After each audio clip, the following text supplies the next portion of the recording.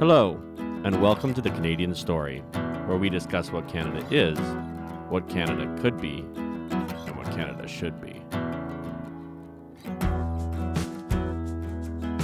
Hello, everyone, and welcome back to another episode of The Canadian Story. Thank you for being here. We are very excited for today's episode. We are welcoming to the show Mr. Danny Bulford. Danny, welcome to The Canadian Story. Oh, thank you. Thank you for having me. It is our We're really happy pleasure to have you, and all the work that you've been doing for the freedom movement is very much appreciated by both Zach and I. So we're just honored to have you here. And we want to hear your story, as is the Canadian Story way. We want to hear what happened to you, what made you decide to take this stand of courage. Well, just a bit of background. Born in Saskatchewan, moved to Alberta, my Northern Alberta Grande Prairie area when I was very young, like 4 years old. Grew up there. My dad was a Mountie. Both of my older brothers were Mounties. I followed the family tradition, became a Mountie myself.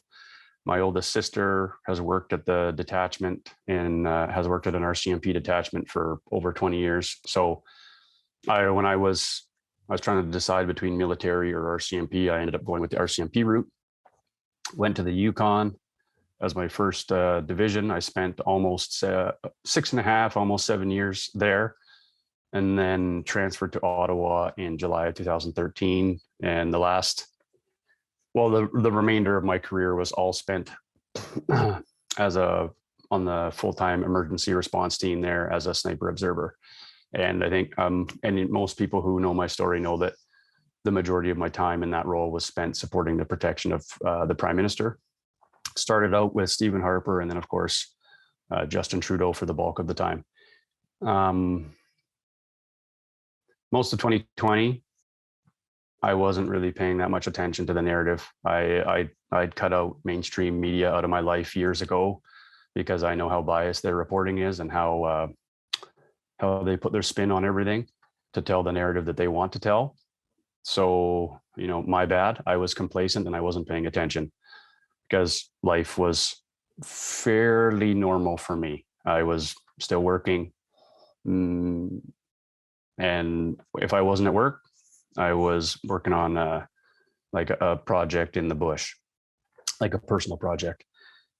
So it was probably late 2020, end of 2020, early 2021, when I started to look into things for myself. My wife had brought some concerns to me about some of the new mRNA technology and just some of the information that was floating out there. I had been listening to the Dark Horse podcast with Brett Weinstein and his wife, Heather Hying, both evolutionary biologists. They were kind of my go-to source, trusted source for COVID information. So as a result of listening to them, I knew that being outside in the sun, in the fresh air, was one of the best places you could be without mask, etc. Anyways, one of the first things I saw, probably early 2021, that brought my concerns about the new products that were coming to market was Brett Weinstein and Dr. Geert Vanden Bossche. So the vaccine, like his whole career has been vaccine development and consultancy. And he was specifying that you don't launch a mass campaign into the middle of a pandemic, especially with something that doesn't have sterilizing immunity. And that's what started the journey for me. And then I just kept going deeper and deeper. And I tried to give a fair shake to the official narrative and the counter narrative. I tried to look at both sides as objectively as I could. And I just found that despite what the official narrative was saying, they rarely provided any kind of detailed evidence to support it. It was a lot of general vague statements without any real detailed evidence. It was just like, trust us. And if you don't, and you question us, we're going to attack you and we're going to cancel you. And then we're going to make all these stupid analogies, like it's like a seatbelt or a piece of body armor. Yeah, those were wild. Those were wild. If my body armor was, if 3 layers of body armor didn't protect me from getting shot, I would question the integrity of the body armor. Anyways, yeah. Right. And if 3 seatbelts didn't keep me from being ejected out of a vehicle, I'd probably come to the realization that it's useless. Anyways, I started looking at my trusted sources were the Canadian COVID Care Alliance, their partner in the States, the FLCCC, people like Dr. Peter McCullough, American Frontline Doctors, Tess Laurie's group in the UK, the Bird Group, and which is now kind of morphed into World Council for Health, Brownstone Institute, Paul Alexander. So everything that I was looking at was from the Great Barrington Declaration. Everything I was looking at was from highly credentialed experts in the relevant fields, right? People who were treating COVID successfully, and people who had concerns about the products that were being coerced onto people. And so a lot of those were, the red flags just continued to build. One of the biggest being the suppression of treatment and the attacks on doctors and the vilification and trying to strip people of licensing. That to me, like, that was the biggest red flag, probably spring, early summer 2021 was like, why would you possibly go after doctors who are just trying their best to save people's lives? Like, that was the biggest, like, well, something is completely wrong here. So my own personal open source investigation into the injection safety and efficacy, or lack thereof, led into the suppression of the early treatment and the attacks on physicians. And then, of course, that was all evolving. And as time went on, like, I made my decision. No, I'm not going to do this. I'll trust these people over here. I'll have a plan. I'll have a treatment plan ready in case me and my family get sick. And I'm good. I'm very comfortable with that decision. And then they started to take away people's ability to choose in order to participate in society, and the big whammy that they hit people with in the fall was, even prior to the travel mandate, was your income and your ability to participate in your children's lives. And that to me was like, okay, they know exactly where people are vulnerable and where to attack to get people to comply. And that was right around the time that I joined Police on Guard after seeing an interview with Chris Vandenbos, one of the founders. I was like, oh my God, thank God I'm not alone. Like, there was just a small group of a very small select few of us on my team that were kind of in the same mindset. And that led me to discovering about the existence of Mounties for Freedom. So I focused my energy there. And as a group, the RCMP was doing nothing to protect Canadians or its members. Our union was doing nothing to protect Canadians or its members. So we felt strongly about someone had to speak out. I felt I was confident enough to speak to it, at the very least, appeal to people's humanity and express why we have legitimate concerns. And I was also at the point where I knew I would face discipline for the RCMP for speaking out, because I knew it was a violation of the code of conduct. But I was like, well, I can't just go hide in my basement on leave without pay, hoping for someone else to save the day. I felt like, yeah, I'm the guy. I'm willing to speak out. I'm willing to take the heat from the RCMP, because what's happening is wrong. And either the RCMP is just completely ignorant to it, like willfully ignorant to it, or they're complicit. So that's, in a nutshell, why I started speaking out. And yeah, if you want to go with any what I'm sure the listeners would love to know, what ended up happening after that? Well, okay, so I was speaking out repeatedly. Right away. I think one of my first interviews was early October or mid-October, right around Thanksgiving. And right away, I had to go into the office and turn in my keys, my building pass. And I took that opportunity to just collect my things, because I knew that even if I did stay employed, I would never be in that role again where I'm involved in directly protecting the PM. So I was waiting for a number of weeks to find out what was going to happen. No direct supervisors had anything to tell me other than they were waiting for guidance they were still waiting on guidance from Professional Standards, which is like our internal affairs unit. But I knew I was going to be disciplined. I didn't know what to degree they were going to come at me. But normally, I would have anticipated some notification that I was under investigation right away. And that wasn't coming. And so I started to suspect, okay, they know that the Mounties for Freedom group, with the open letter to Commissioner Lucky and with me speaking out, was gaining some public support. So they're probably trying to figure out how best to hammer me without creating a public relations problem. Right.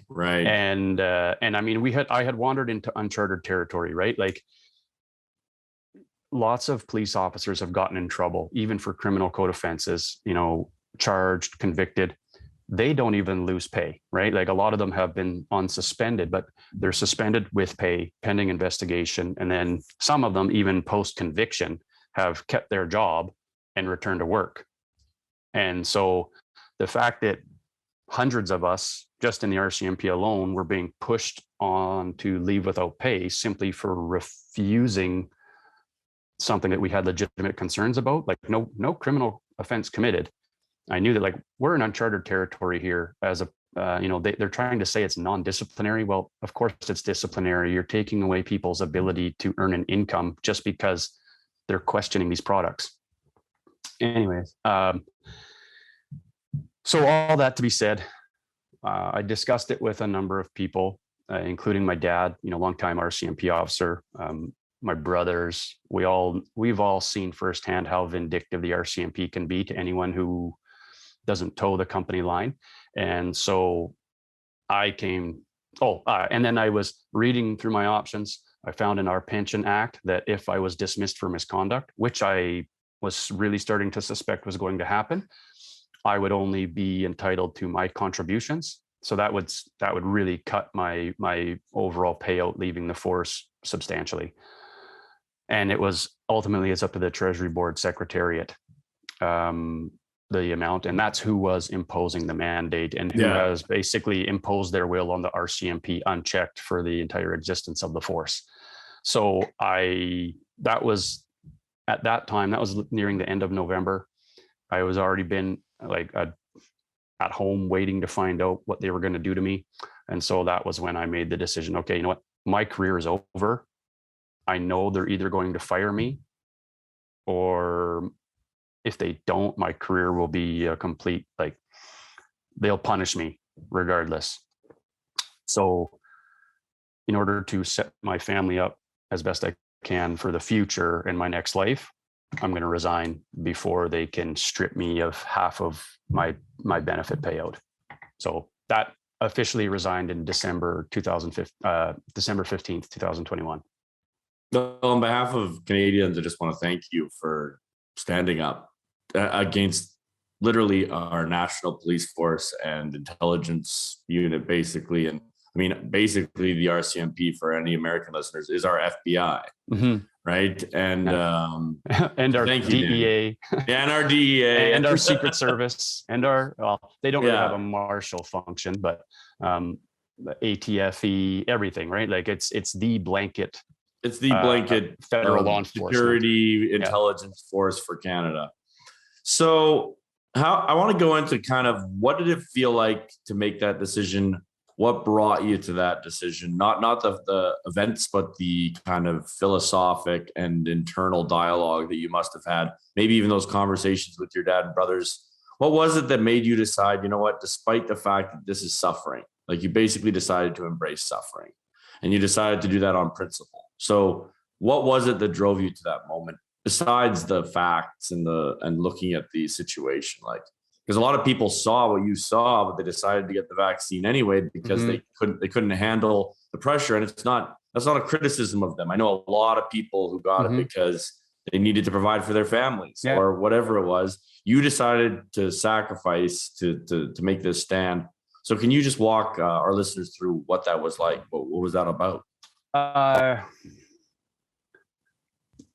Ultimately, there was moments where I tried to justify it myself, because I had this delusion in my head, like, oh, if I just take it, then I'll probably be okay, because everybody else seems to be okay, you know, except for my brother. And then this problem will go away. Like, you know, naively thinking that would be the end of my problem.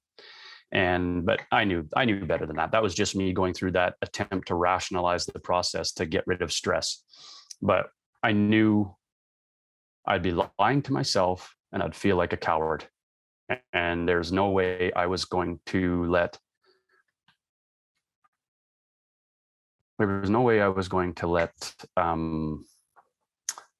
our federal government and the RCMP, both of which I have seen throughout my career to be very incompetent at times, wasteful at times, inefficient at times.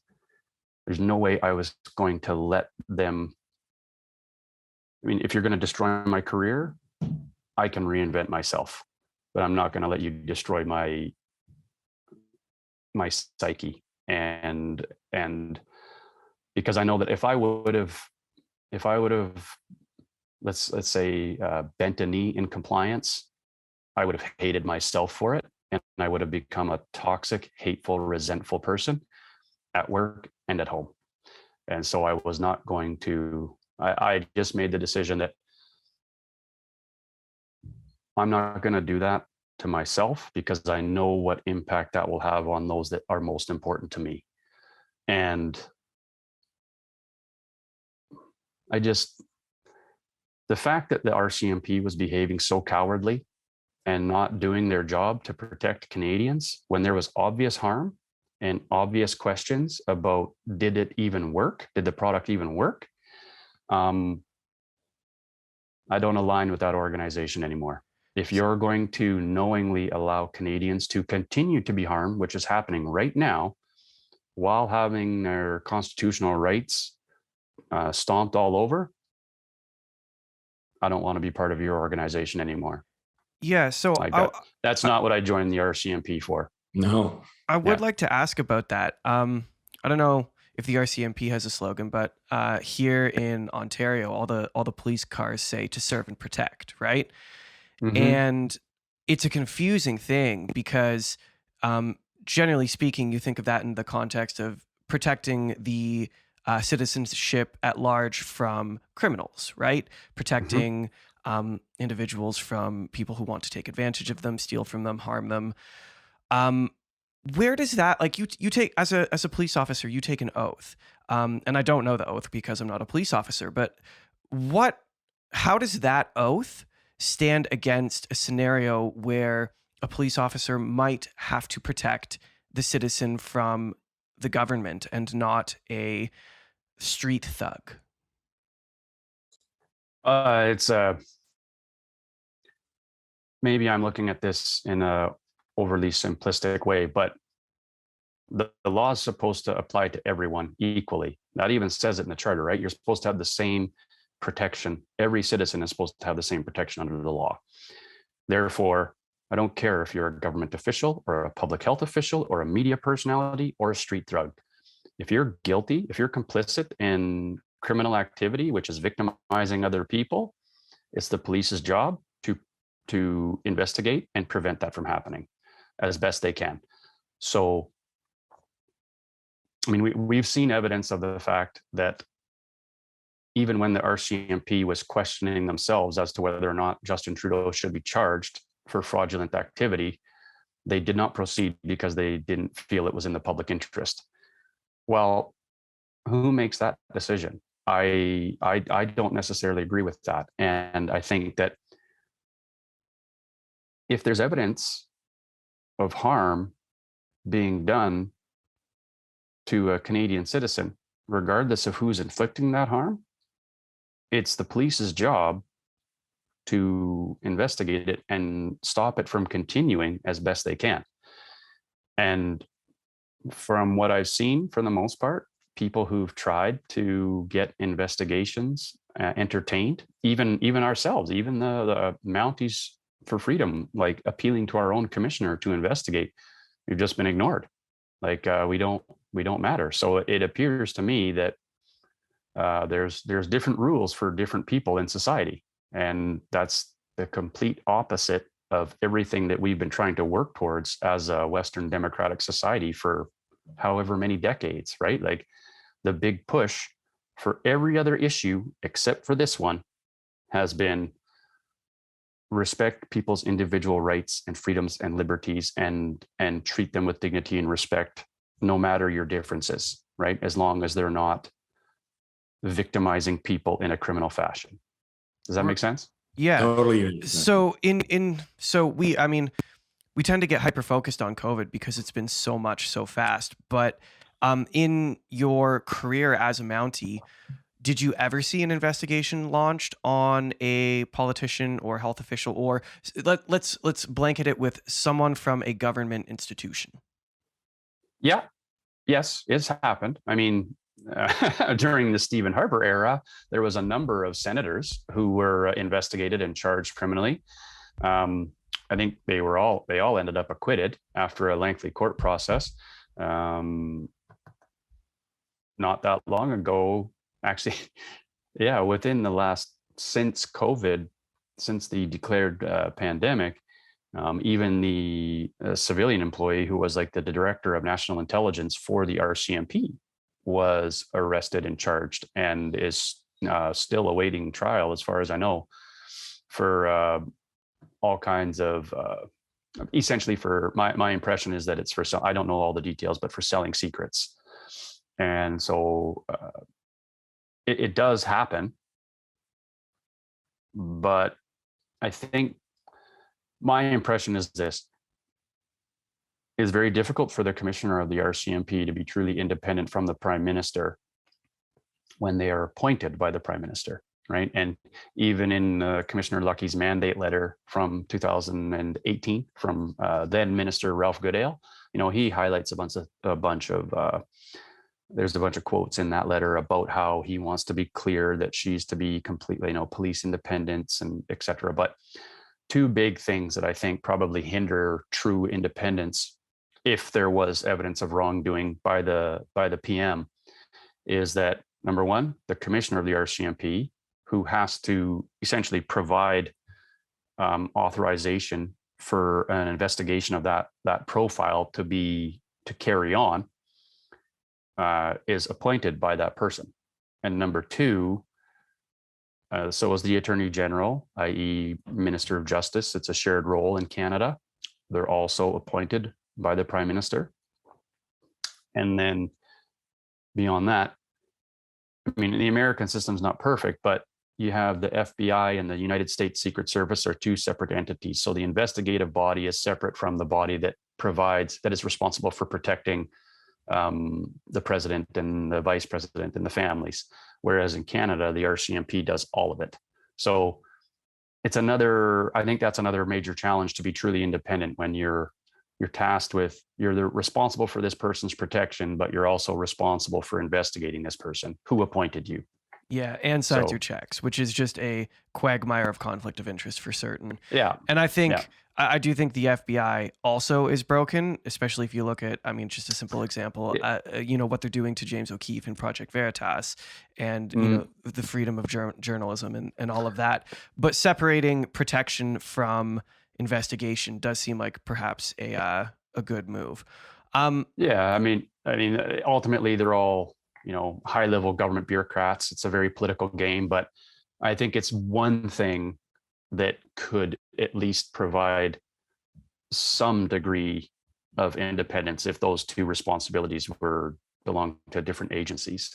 But yeah, I agree. Like there's plenty of flaws in the American system too. Yeah, for sure.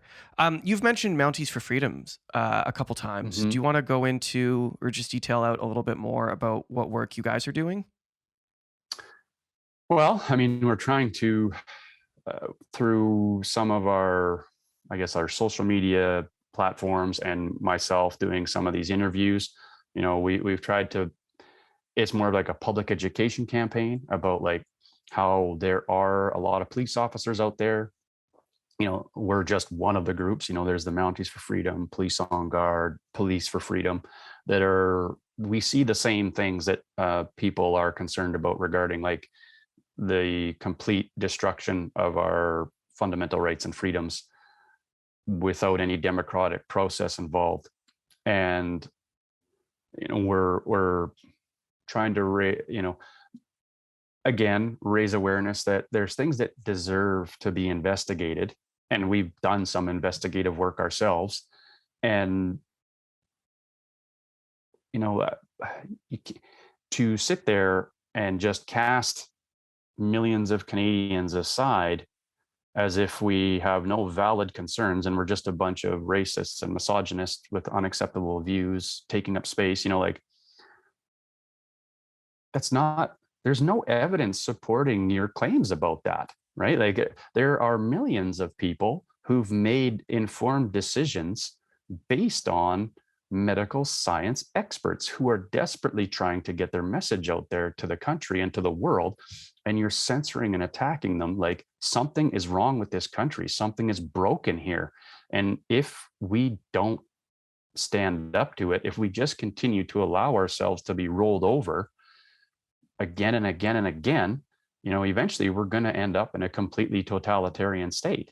And I think history has shown that if we do nothing, that's what will happen, right? Like, the state can just take and take and take. And where that has worked in the past is where populations have allowed it to happen. So that's a great segue actually into, I want to hear what your experience was like with the convoy. So October, you decided to take your stand. December, you decided to resign. These are dark days for our country. I remember talking to Zach during that time. Everyone was just in a state of kind of almost despair that, like, there's no hope. We're all going to be, at least the people among us who had been segregated and isolated from everyone else and were being told by our governments that we were second-class citizens for making personal medical choices. But the people did stand up.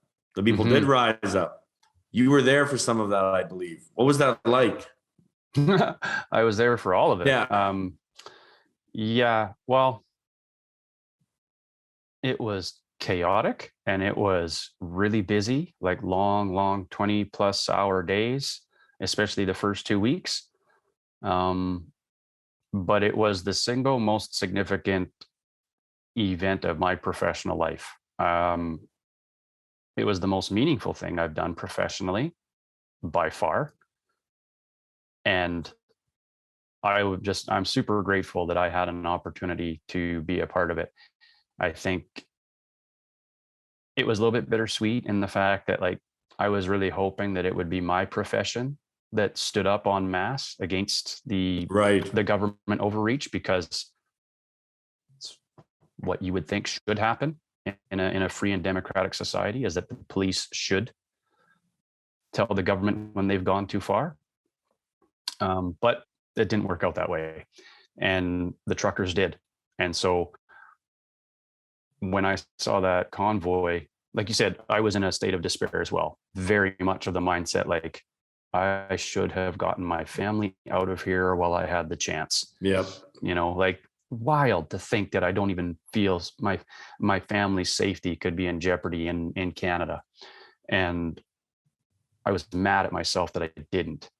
But when the convoy started and you seen the growing support that was building all over the country, like people lining up the highways and the overpasses, and you're hearing the numbers, anywhere between 10,000 to potentially 50,000 trucks, total numbers.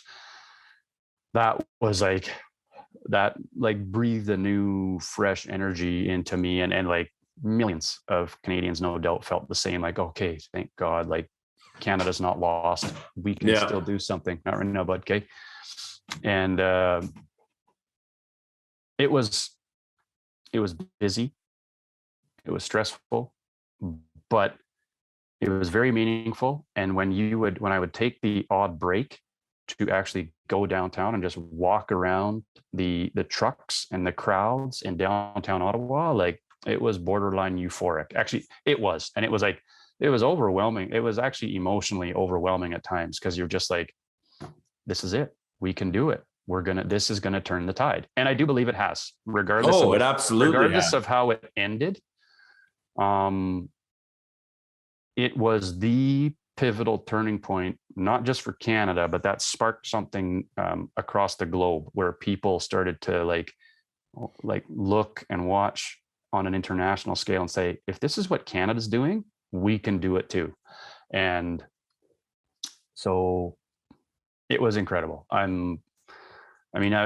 There's been negative things that have impacted my life as a result of my involvement, but I know that those will resolve, and I'm just super grateful that I got to be a part of it. And the people, the quality of the people that I met as a result of it, like from the truckers to the supporters to the people who came out of the woodwork from all different professions, like with very interesting skill sets, who were all of the same mindset, that felt like this is it.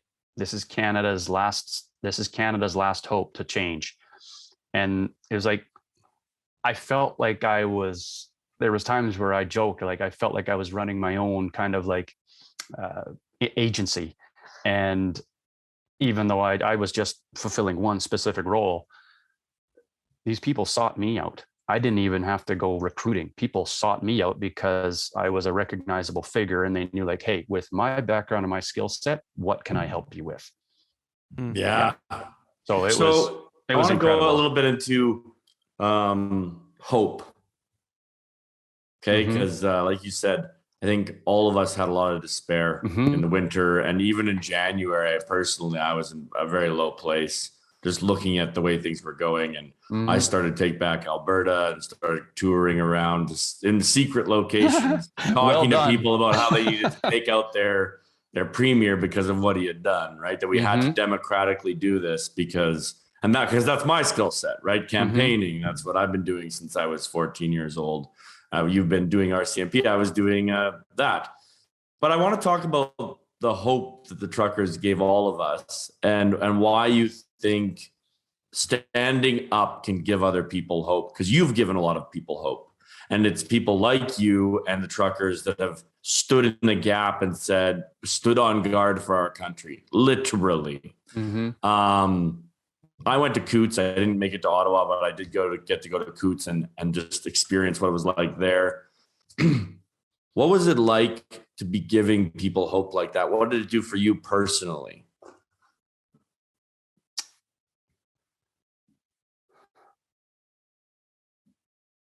I think the best answer I can give to that is it's kind of just been, it's been a roller coaster ride for me and my family as well. And I have the high points and I have the very, very low points where I'm like sitting there thinking, like, my choices have destroyed my children's lives, like that. You go through that series, but then you come across people who are like, they recognize me, and it's happened to me in Costco, right? It's happened to me in the grocery store. People will just come up to me and say, oh my God, I know who you are. Like, thank you so much for standing up for us. And, and then they tell their story, and they were suffering, and I helped give them a glimmer of hope. That's the kind of thing that helps the motivation. Like, when you're in those low points, it seems like you end up having, it's like a synchronicity occurs. You have one of those experiences, and that helps bring you out of the low.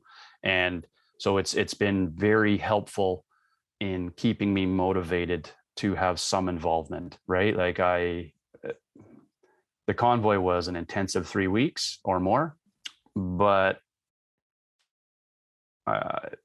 it's like these opportunities keep coming my way to have some involvement in the overall freedom effort.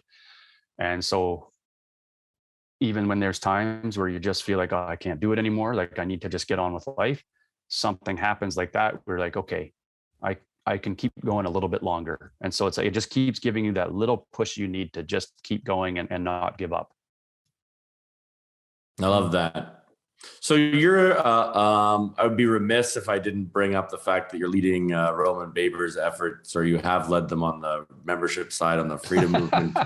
Yeah. What's that like? Tell us a little bit about that. What that experience has been like, because I would assume you've been around politics and democracy for your career in the RCMP. What was it like seeing kind of how the sausage is made on the maybe just raw democracy, going out and selling membership side?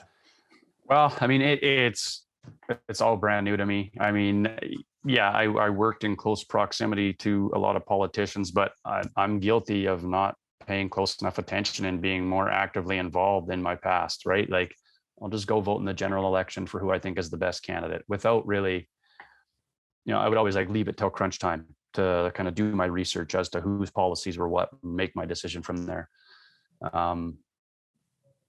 So it was new to me. If my family wasn't trying to prepare our house to sell and move on with our future family plan, I probably would have dove in like even more intensely. But I was trying to do some work every day to try and help promote Roman, because I do think out of everyone who was running in that leadership race, he was the greatest defender of our fundamental freedoms, even back before it was popular to do so. So it was interesting. I mean, it's a new experience. Kind of had to push me out of my comfort zone a little bit, because, well, there's a lot of people out there, to be frank, that are very disillusioned with our government, with the Conservative Party, and a lot of people just feel like, oh, what's the point? And so it took a lot of convincing to try and say, like, okay, look, I get where you're coming from, but everyone keeps asking me can do right now that can have a massive impact. Like, since the convoy, people have been wondering, like, what do we do? What do we do? What do we do? And it's like, well, the convoy got that conversation front and center in mainstream politics, to the point where, one of the major parties, who often is the governing party, that's like the main concern about like a return to democracy and fundamental freedoms for that leadership race.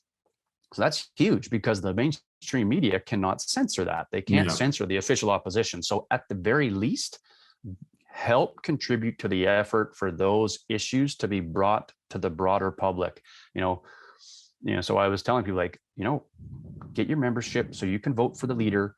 This is a chance for the freedom movement to have a very, very strong influence on a mainstream party that can have this issue front and center in the House of Commons on a daily basis, and the mainstream media can't ignore them.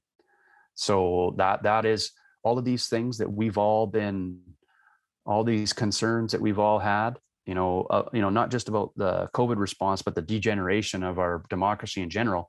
That has now become the primary issue of debate, and that's our chance. That's our chance to get our message to the masses who haven't been paying attention to independent media, and they've just been watching the television or listening to the radio, and they've just been subject to the official narrative or the government propaganda campaign. So this is our opportunity to really, to educate the public on a grand scale of the harms that have been done throughout this last 2 years.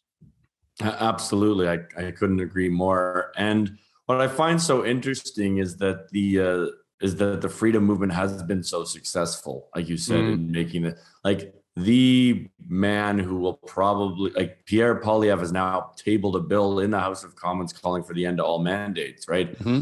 That would be unheard of in the 2021 election, right? Mm-hmm. Like, Aaron O'Toole was basically saying, well, we want everyone to get vaccinated, but we don't want to force them. That was kind of his line. But an end to all mandates, that was unthinkable 9 months ago.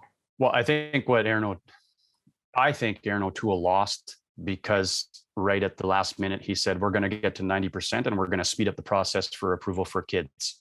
Yeah. And as soon as he did that, I was like, well, good job. You just handed it to Justin Trudeau. And like, if you would have just held the line that you believe in them, but it's about freedom of choice, he probably would be the prime minister right now. Well, he was. I don't know how many people know this, but if you look at the calculation, it was 90,000 votes in the right ridings, like spread out across Canada, away from being a majority prime minister. Yeah, 90,000 votes. So wow, I didn't realize there were 25. Yeah, there were 25 ridings in the last election that were decided by less than 250 votes. Yeah. Mm-hmm. So, but yeah, you're right. That this major pushback now against the mandates is, I mean, the fact that the majority of the provinces all started pulling mandates back right around the time that the convoy was taking place. Like, that's not a coincidence. They can say it's not about the truckers, but we all know that's nonsense. Of course it is. They, either they're trying to, rapidly save face and do an about turn on their position on the mandates, or they're or they see an opportunity now to try and capitalize. Like, it's an opportunistic opportunity to try and capitalize on a broader voter base. So that's how I see it. I mean, again, I'm no political expert, but that's my perception. So on a side note, you served this country for a long time, right? You've seen a lot of this country. If you were part of the Prime Minister's protection detail, you were all over the country. Apart from our government, which has been abusing us, what do you love about this place? Why are you fighting for it? Why are you standing on guard for it? Well, I mean, the obvious answer might be a bit cliche, is my kids, right? And not my family and my friends, right? Like, the moments where I've been like, let's just get the hell out of here.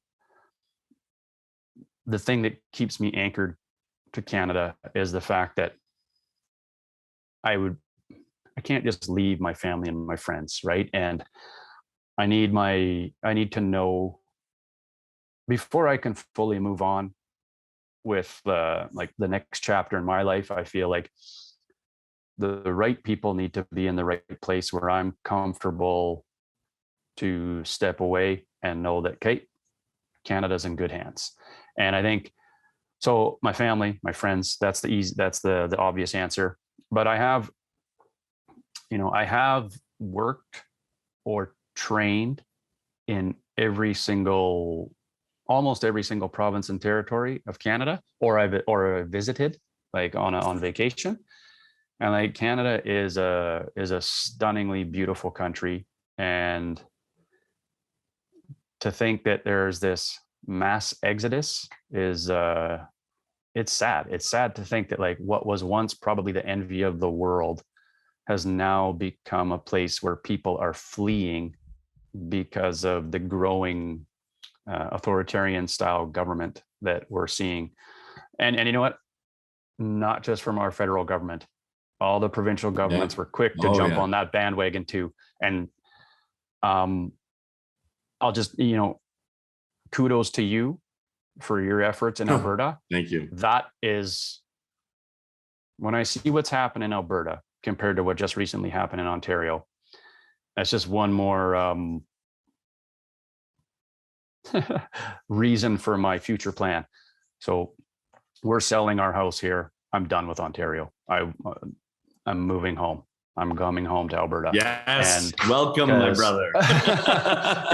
We don't know where we're going to end up settling long term, but Alberta, largely in part, because of your efforts, removed a sitting premier of a majority government because of the betrayal that he committed against the citizens.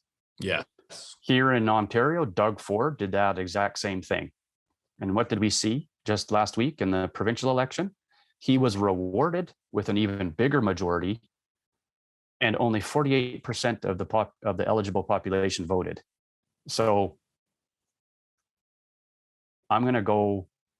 I'm taking my family to my people where they will stand up for freedom, and I know that my family will be safe. Well, we will welcome you with open arms, and you're already a child of the West anyway. So, I wanted to kind of switch gears for a second and bug you about something else. What is your perspective as someone who's defended this country or this country's politicians from dangerous people on Trudeau's ban of handgun sales? Where do you sit on that as a police officer, as a citizen, as someone who's concerned with the freedom of our country? What does that make you think and feel? That's just him being opportunistic to appeal to a voter base. I think he's taking tragedies that have happened in other countries, and he's trying to capitalize on that to rally his support base because he knows his popularity is in the gutter.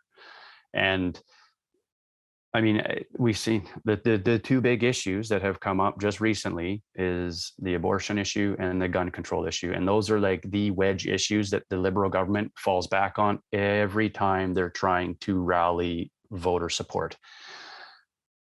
Now, from a police standpoint, it'll do nothing. And even the Association of Chiefs of Police have publicly stated that they don't think that will do anything to reduce gun crime. I think the last statistic I heard, and what from a firearm safety instructor, was that roughly 92% or more of gun crime is committed by illegal guns that are smuggled into Canada. It's not law-abiding gun owners, like rarely, especially here in Canada, that are committing gun crime. And as again, from a policing background, like even when you're talking about the long gun registry, which they're kind of implementing again, just without like trying to say it, well, it's not a gun registry, but we're going to know what everybody has in regards to long guns because you need permission to transfer or sell. The only time a gun registry was useful to me as an investigator was if I was using that as grounds for a warrant, right? For, one of the little checkbox, the different databases you have to check in regards to like drafting an ITO for a search warrant. Like when I was working the road, if I was going to a call, I just assumed that every house had guns in it because when I worked in the north, every house had guns in it, right? Everyone had a hunting rifle. Everyone had a shotgun. Like whether you had it registered or not, I was still going to treat that residence as though there was weapons in the house. And so it's smoke and mirrors. That's what it is, to appeal to his voter base to try and increase his popularity. I don't think it will have any effectiveness whatsoever in reducing gun crime. Yeah, I would tend to agree. I want to ask you about one other gun law before we go. It blows my mind that in Canada, a legal gun owner, if a criminal with a gun entered his residence and threatened his family, it is still illegal for that law-abiding gun owner to shoot the criminal who is trespassing and threatening his family. As a police officer, I mean, no one wants to see anyone get shot, obviously. But as a police officer, or I guess former police officer, why do you think that is, and what do you think about it?